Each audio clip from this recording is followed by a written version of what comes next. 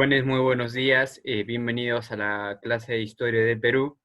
El tema que vamos a trabajar el día de hoy es el Tahuantinsuyo. En este caso vamos a trabajar la segunda parte y hemos venido trabajando anteriormente lo que vendría a ser la organización política, organización social. Y el día de hoy vamos a trabajar lo que vendría a ser la organización económica, ¿no? La organización económica estaba dividida en el ayllu, ¿no? ¿Qué era el ayllu? El ayllu era pues la base de la sociedad, la economía y la religión. Eran pues un conjunto de familias que estaban unidas tanto por vínculos ya sea de parentesco o de sangre, ¿no? De costumbres, tradiciones, religión, idiomas e incluso de territorio. Se creen descendientes de un antepasado en común, ¿no? El jefe del ayllu, como ya lo mencioné en la clase anterior, era el curaca, que eran pues el encargado de repartir la tierra y la organización de la mita. La economía en el ayllu estaba basada de la siguiente forma, ¿no? La tierra, una propiedad que era del estado del Inca, fue de dos clases, ¿no? Una que era la repartida y la otra para uso común. Es decir, que periódicamente se reparten las tierras para que cada familia tenga lo suficiente para vivir. La reparten según el sistema de medida llamado topo, ¿no? La medida de la productividad, fertilidad, altitud y clima. De acuerdo a eso se repartían las tierras. Existen tierras que sirven para el pastoreo y también para repartir leña. ¿Cuáles eran los principios de la economía incaica? Las estructuras económicas del Tahuantinsuyo se van a basar en la combinación de dos principios.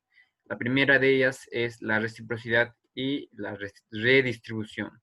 Vamos a ver qué es la reciprocidad. La reciprocidad se aplicaba pues a las relaciones entre individuos, donde los deberes económicos de unos implicaban los derechos de otros en intercambio mutuo de servicios. Mientras que la redistribución vendría a ser, pues, o va a suponer la jerarquía, es decir, interviene el Estado. El Inca retribuye a los ayllus con bienes que a su vez obtiene de la entrega de energía, es decir, de trabajo, de los mismos miembros del ayllu. Ahora, en conclusión, lo que podemos mencionar sobre los principios de la economía inca es que en la sociedad inca la reciprocidad va a caracterizar la vida económica al nivel de las comunicaciones rurales y la redistribución va a provenir pues de la organización estatal, siendo el Inca el centro coordinador, ¿no?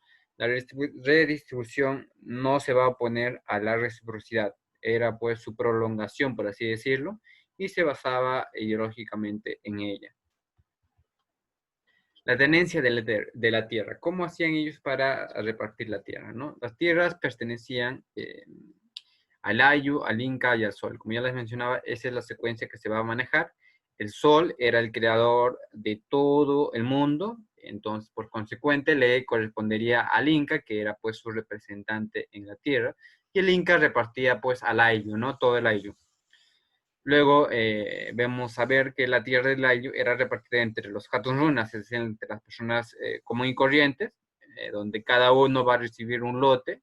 Esto va a suponer que así se alimentaría él y toda su familia, donde se buscaba básicamente la autosuficiencia. La proporción de la tierra que va a recibir cada miembro se va a llamar topo, ¿no? Este tenía pues una extensión variable, su tamaño dependía de la calidad del suelo. Es decir, si te daban, por ejemplo, un suelo que era muy rico, te correspondía una pequeña parte. Si te daban una tierra un poco más pobre, entonces te correspondía una mayor extensión de terreno. Entonces, basándose en eso, van a hacer la repartición de las tierras en el ayllu, ¿no?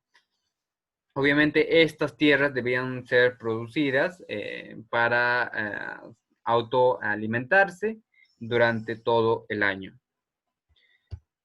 El trabajo. ¿Cómo era el trabajo dentro de la organización económica, ¿no? Vamos a ver algunas características. Era general, obligatorio, equitativo, alternativo, colectivo y y totalmente limitado, ¿no? Y vamos a encontrar tres tipos de trabajo, ¿no? Entre ellos vamos a encontrar el AINI, que viene a ser la ayuda mutua o recíproca. Este consistía pues en el préstamo de trabajo que una persona o conjunto de personas hacía a otro individuo, respectivamente a condición de que se le devolviera en la fecha oportuna y en iguales estipulaciones de tiempo. La segunda es la minca, lo que hablamos, trabajo colectivo, ¿no? El trabajo colectivo eran faenas colectivas para el trabajo de las tierras del Inca y el Sol. Estas no podían eludirse y debían ser cumplidas por todos los miembros del AICA. Luego encontramos lo que es la mita, ¿no? Que viene a ser el trabajo estatal y obligatorio. Esta puede ser una forma de trabajo ordenado, planificado y supervigilado por el Estado Inca a través de sus numerosas o de sus numerosos administradores. La realizaban por turnos, los varones de 25 a 50 años, en construcciones de caminos, cementera de cocales, trabajo en las minas y el servicio en el ejército. También vamos a ver lo que es la agricultura incaica. La agricultura incaica, vamos a ver las principales que van a destacar. Vamos a encontrar en los tubérculos y raíces, la papa, el camote, la yuca, la oca, el oyuco. En los cereales vamos a encontrar la quinoa, la kiwicha, la cañigua, el maíz. Lo que vendría a ser a las curcubitáceas, vamos a encontrar el zapallo, el mate, la calabaza. En las leguminosas o menestras también vamos a encontrar el payá frijol, el maní. En otras vamos a encontrar lo que es la coca, el algodón, el tabaco.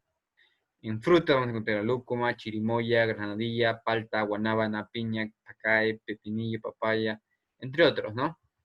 En hortalizas vamos a encontrar principalmente lo que es la caigua. En condimentos vamos a encontrar lo que es el ají, el rocoto, el huacatay, la muña, el palillo, el achiote. Ahora vamos a pasar al aspecto cultural. Dentro del aspecto cultural, nosotros vamos a ver lo que es la arquitectura. La arquitectura incaica se va a caracterizar por el uso de la piedra en sus construcciones en la sierra y el adobe en la costa.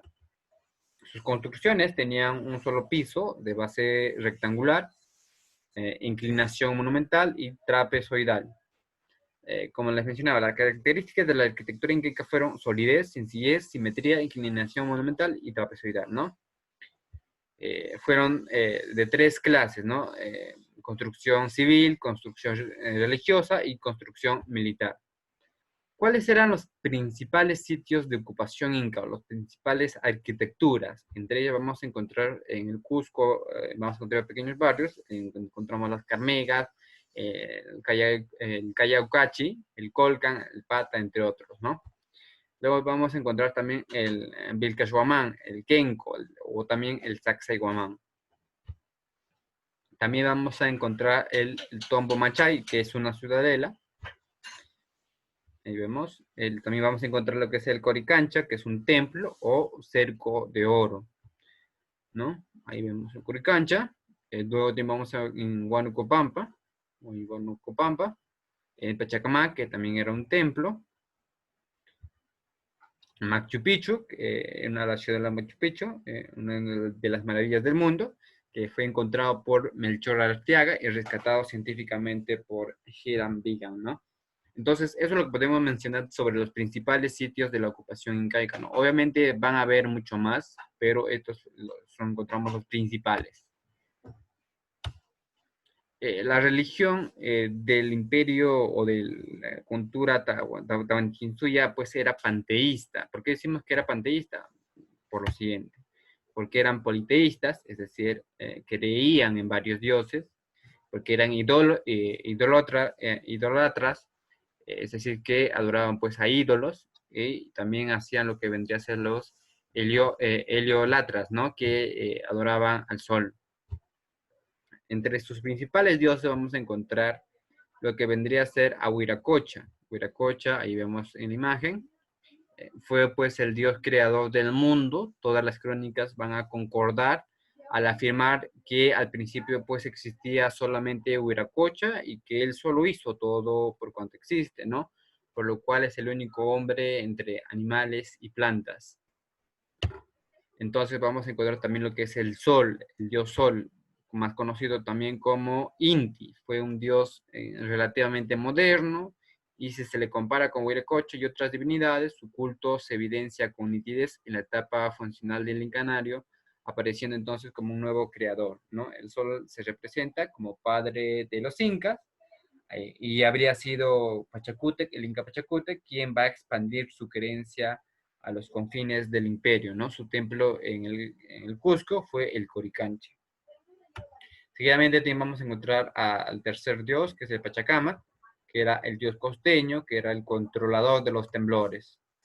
Luego encontramos a la Pariaca, ahí vemos, es el dios de la lluvia. Luego también encontramos la luna, o también conocido como la quilla, que es, representaba como la esposa del sol y madre de los incas. Luego también encontramos al Illapa, ¿no? El rayo. Ahí vemos al Illapa, el dios del juego, semejante a una serpiente venenosa. Él ordenaba el llover y el granizar, dando más, donde más se le veneraba fue en el Callao. También vamos a encontrar el Cuchi o Koji, el arcoíris, el dios arcoíris, era pues un dios castigador, se le va a señalar atributos directamente vinculados a la fertilidad de los campos y fecundidad de las hembras, ¿no? También vamos a encontrar lo que es el Coilo, ¿no?